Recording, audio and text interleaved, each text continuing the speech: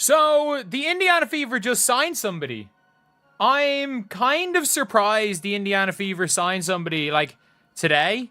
So, they signed someone to a 7-day contract, which means, did they waive somebody? Did the Fever not have to waive somebody to do that? Which means somebody's probably getting waived. Other point guard. And my brain goes two different ways on this. Either one, the Fever weren't so happy with Odyssey Sims' performance in her first game with the Indiana Fever. And I think a lot of fans were underwhelmed. However, Odyssey Sims had a high bar to clear because Ari McDonald, when she came to the Indiana Fever, she immediately made an impact and played great right away. Odyssey Sims did not have a great game in that last game whatsoever. And so are they signing her to challenge Odyssey Sims and see who plays better?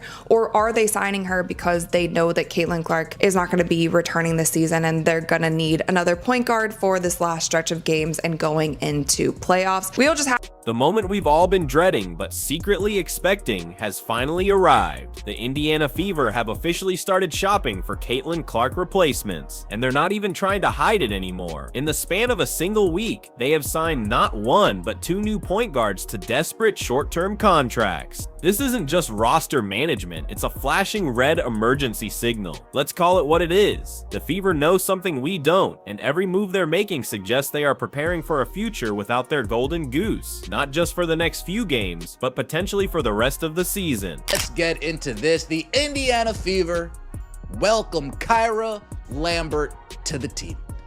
Another point guard with Sydney out, with Ari out, with Caitlin Clark's return. Who the heck knows at this point? We need some point guards on this team. Odyssey Sims, she played this past Tuesday. Looked like she haven't picked up a basketball in months. Now we go out and get Kyra Lambert. Lambert has never played in the WNBA before, yet the Fever did have room to add another player on a hardship deal. So Lambert, it was announced by the team, has been brought in. This is what the press release itself says, so I'll let them set the context for you. The Indiana Fever have signed guard Kyra Lambert to a 7-day contract, the team announced today. The Fever qualify for the roster spot due to the injuries to Sydney Colson and Ari McDonald. Lambert has spent the entirety of her professional career playing in Europe, most recently with Olympiacos, where she won the Greek A1 league. During that season, Lambert averaged 15.4 points per game while shooting 42.1% from beyond the arc. Good. Let's break down this circus of misinformation and desperation. Caitlin Clark has been sidelined with a groin injury since July 17th. First, the official word from the team was the vague and unhelpful day-to-day. Then, as the weeks mounted, the narrative mysteriously shifted to the more ominous out indefinitely. And then came the most insulting chapter of this saga. She was suddenly listed as a game-time decision for a nationally televised game against the Dallas Wings. A game-time decision for a player who, as her own coach Stephanie White would later admit to the media, hadn't participated in a single full practice. Not one. This wasn't a medical update, it was a cynical marketing ploy designed to keep fans buying tickets and tuning in, dangling the false hope of her return. It's a slap in the face to every fan who has invested their time and money in this league. They have signed a player from overseas in shocking development. Now, they had no European players on the team, and looked like the Indiana Fever new player did speak to the media earlier today. We got some of that footage. Let's roll this opportunity that'd be coming for you. Officially Monday. Yeah, Monday, so it was a pretty quick turnaround. Take me through the emotions of that day, knowing that this was coming your way and that you'd have a chance to play on a team that might need you to play right away. Yeah, no, I was super excited. It's a blessing, having the journey that I've had and just, remaining faithful, trusting God and doing the work, and just to see it all come back around and have this opportunity is awesome. This entire situation is unfolding under the dark cloud of how Clark has been treated all season. This isn't just a simple injury, it's the predictable outcome of a season-long physical assault. The numbers are damning. Of the 30 flagrant fouls called in the entire WNBA this season, a staggering 5 of them have been against Clark. That's nearly 17% of all flagrant fouls in the league targeting one single player. It gets worse. The Chicago Sky alone have been responsible for 80% of those flagrant fouls against her. This isn't just physical play, this is a documented pattern of targeting. The league's failure to protect its biggest star has been so egregious that analysts have suggested it could warrant a federal investigation misinformation into workplace safety, a stunning indictment of the hostile environment the WNBA has allowed to fester. As Caitlin Clark fans, this is a nasty position to be in. We're dealing with the Indiana Fever telling us that Caitlin Clark is day-to-day, and we know the Indiana Fevers, Amber Cox, Kelly Crosskoff, Stephanie White are all liars. We can't believe anything the Indiana Fevers say, and we know that. So we have the Fever saying Caitlin Clark is day-to-day. Caitlin Clark's injury is tanking WNBA ticket prices. The star Indiana Fever guard suffered a quad injury and is expected to miss at least 2 weeks. This comes on the heels of the WNBA and other teams moving games into larger arenas to accommodate Caitlin's fans. And as sports fans, I think we all know that Caitlin Clark is the most popular women's basketball player. In fact, she might be one of the most popular female athletes in the entire world. Ever since she burst into the national consciousness, women's basketball has experienced a rise in popularity. But is it Caitlin?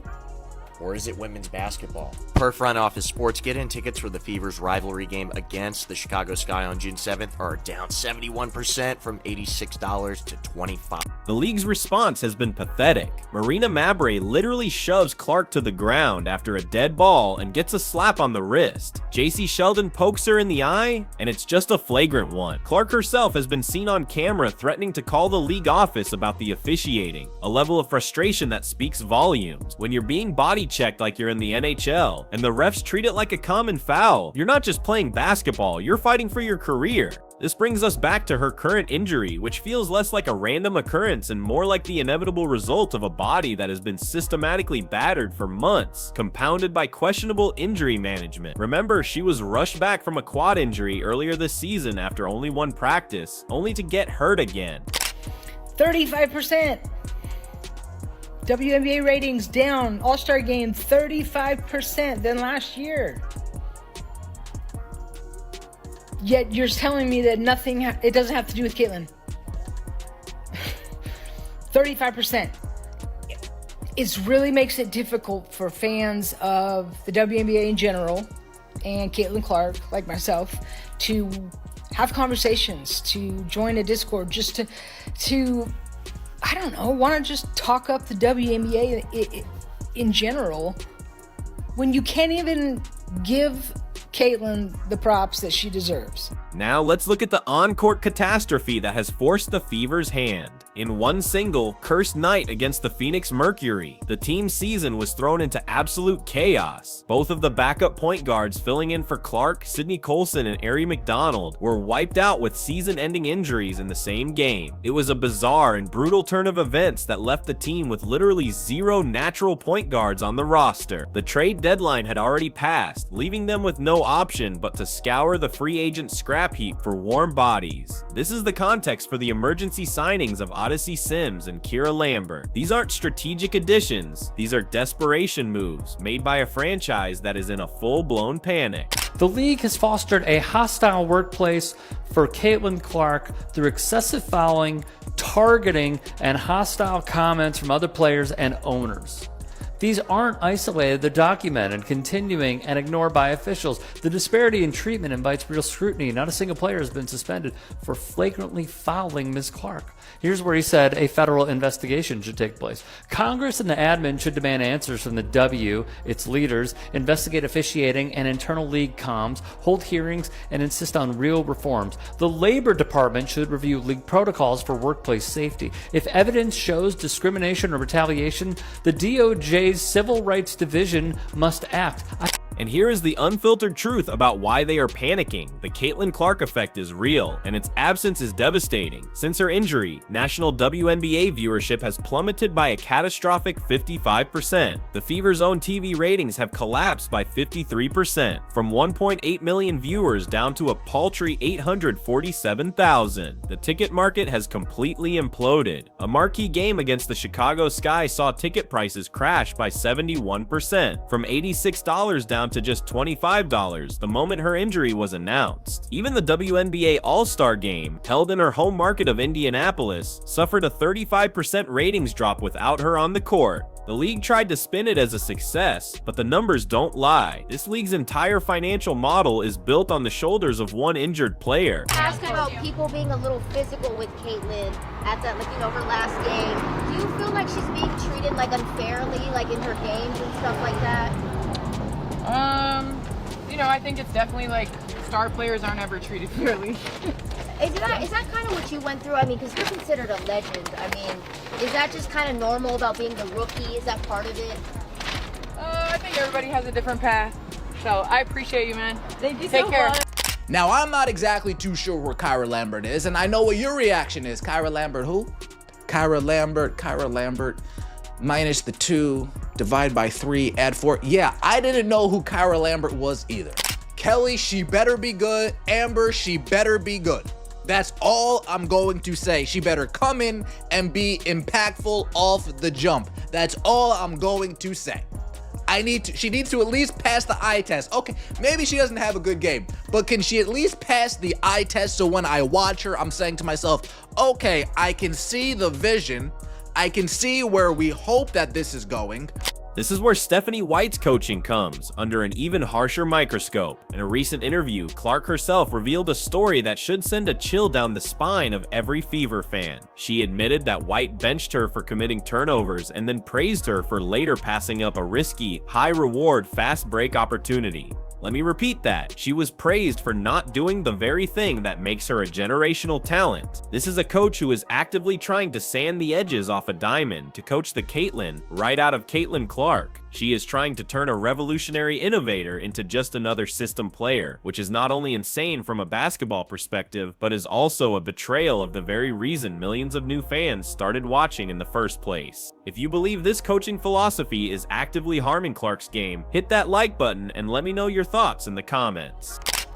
But like, she's a 5'9" point guard who averaged 8 points per game in Greece. How shit must Odyssey Sims be? No, man, we're not doing this.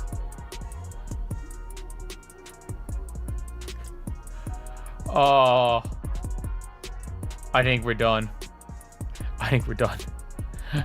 I think we're done, man. I think the season's done. Like, we got the 17th best point guard in EuroLeague.